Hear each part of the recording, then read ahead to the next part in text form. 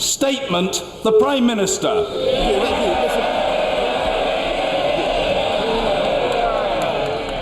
Mr. Speaker, with permission, I shall make a statement on the mission of this new Conservative government. Our mission is to deliver Brexit on the 31st of October for the purpose of uniting and re-energising our great United Kingdom and making this country the greatest place on earth. We will be the seedbed for the most exciting and most dynamic business investments on the planet. Our constitutional... Order, I apologise for interrupting the Prime Minister. There's far too much noise in this chamber.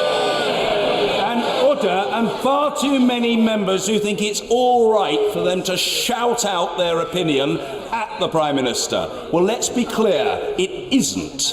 The statement will be heard and there will be ample opportunity in conformity with convention and as established by me over the last decade for colleagues to question the Prime Minister. But the statement will be heard and it will be heard with courtesy. The Prime Minister. Mr. Speaker, may I applaud your intervention, and I think there's also far too much negativity about the potential of our great country. I think you will agree, Mr. Speaker. No one underestimates this country, but the country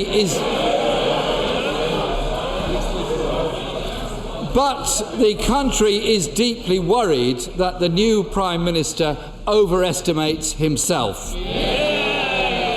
He inherits a country that's been held back by 9 years of austerity. That's hit children and young people the hardest. Austerity was always a political choice, never an economic necessity. Order. I indicated that people wouldn't shout down the Prime Minister. Precisely the same applies to the Leader of the Opposition. Don't try it. You're wasting your vocal cords. And above all, it won't work. The right honourable gentleman will be heard, and these exchanges will take as long as they will take, whatever other appointments people might have. The right honourable gentleman will be heard. Stop it.